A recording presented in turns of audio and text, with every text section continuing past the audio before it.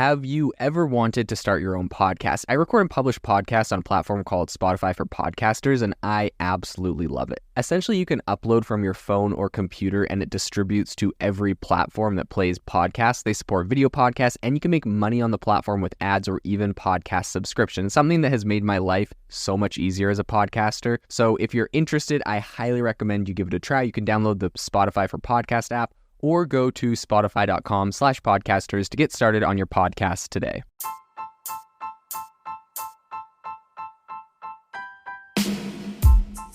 Welcome to the ChatGPT podcast. I'm your host, Jaden Schaefer. Each episode, we dive into the latest developments in the exciting field of artificial intelligence, exploring its applications and potential impacts on our daily lives.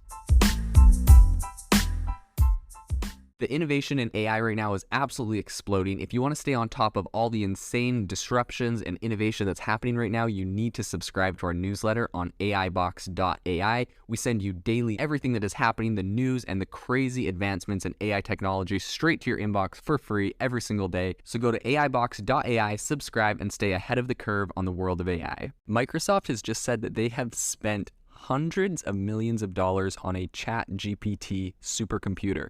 This is super interesting, and we're going to break down what exactly this means and why they would have done that. So, flashback to 2017, Microsoft invests $1 billion into OpenAI.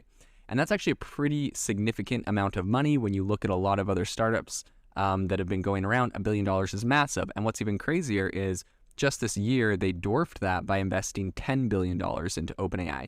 Now, obviously, these are some pretty massive numbers, and the 10 million makes the 1 billion, or the 10 billion makes the 1 billion seem small, but this was actually a very big deal for Microsoft. Essentially, what happened was what they saw back in 2017 was big enough for them to completely switch their focus and to hyper-focus on what they viewed as the next big thing, and their investment and their gamble there really paid off. What they said that they ended up doing was connecting tens of thousands of NVIDIA A100 chips, and they essentially reworked their server racks to build the hardware behind ChatGPT and their own Bing chatbot. So Microsoft actually just came out with a new blog post pretty much where they kind of outline exactly how they created Azure's, which is their cloud computing thing. How they created Azure's powerful artificial intelligence infrastructure, which is currently used by OpenAI. And they also talked about how its systems are getting even more robust in the future. This is a very big deal, and to me, I actually think this is pretty important to know because I recently heard from an ex-employee who just left AWS, Amazon's cloud platform, and they said that new management that has been brought into AWS really is not doing good for AWS, and they think that it's going to be a flaming pile. Now, that being said, full disclosure on my current projects, I'm still using AWS. I don't think the whole company is going down. It's the biggest and so far is the best. But this is really important to notice because if you also just look at what has been happening in cloud computing lately, AWS has significantly slowed in its growth, and you're seeing the rises of Azure and Google Cloud coming up and some other players. So this is really interesting. Did Microsoft accurately predict how powerful AI was going to be?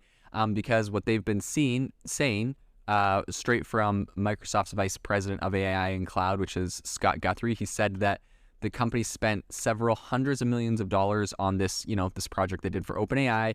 And that is, demonstrating that it's really willing to throw even more money into the AI space, and it shows that just how confident they are that AI is going to continue to grow and take over every area, right? Because if they can really nail AI, which is something that's very heavy in computational power, they're going to take over a massive part of the market, right? Even if their platform is only 10 or 15% better at computing AI for the same cost as AWS, that actually adds up to a lot over the long term for some of these massive companies. And it looks like they're trying to make it more like 20%. So it's pretty interesting. They've, obviously been trying to make it a lot more powerful with the launch of its new virtual machines that they use NVIDIA's H100 and A100 Tensor Core GPUs, as well as their Quantum 2 InfiniBand networking and a project that both companies, OpenAI and Microsoft, teased last year. So according to Microsoft, this is going to allow OpenAI and other companies that want to jump on board, right? They're not exclusive with OpenAI. They want all of the AI companies coming on because this is going to be really big for their Azure platform. But they want them to rely on Azure to really train larger and more complex AI models. They saw how powerful this is. And specifically a quote from Eric Boyd, who works there, said that we saw that we would need to build special purpose clusters focusing on enabling large training workloads, and OpenAI was one of the early proof points for that. So Microsoft's corporate vice president of Azure and AI said in a statement as well, on a separate quote, we worked closely with them to learn what are the key things they were looking for as they built out their training environments and what were the key things they needed. So this is so critical, and I think a lot of people are missing this. This is really big. Essentially, back in 2017, when Microsoft started getting serious with OpenAI, they didn't just say, look, here's the platform we have. They literally saw how much potential OpenAI and ChatGPT and these tools would have, and they said, what do you need? They worked with them to build out their training environments specifically to help OpenAI. They saw OpenAI as like the first player, but obviously when you have a technology that's powerful, there's going to be a lot of competitors and a lot of people are going to come and try to compete with this. So Microsoft literally said, what do you need and how can we make this as powerful as possible, knowing that this wasn't just, safeguarding their $1 billion investment in OpenAI. This was going to help them dominate the cloud computing landscape as a whole. So this is some really massive news from Microsoft. It's going to be interesting to see how this continues to play out. Is, Amazon and AWS, are they going to be able to come up with something that is just as compelling? How is Google going to play into this? I'm kind of worried that Google's just so backlogged trying to build a ChatGPT competitor that they completely missed this whole wave, and then they're going to have to update their Google Cloud to be able to do this kind of stuff. So I personally think Google may have missed the boat on this. I know they're playing catch up. They're a big company. You can't ever write them off. But it looks like Microsoft has been pretty much secretly planning and preparing for this moment for almost 5 years now.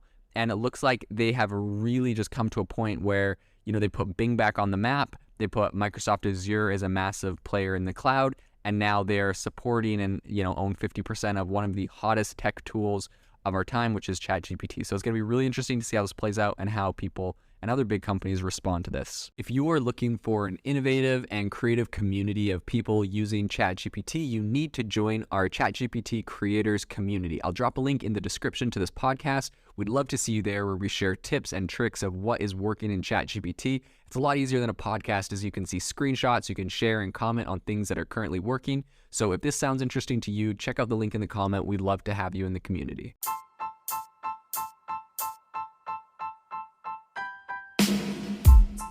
You've been listening to the ChatGPT podcast. Make sure to rate us wherever you listen to your podcasts and have a fantastic week.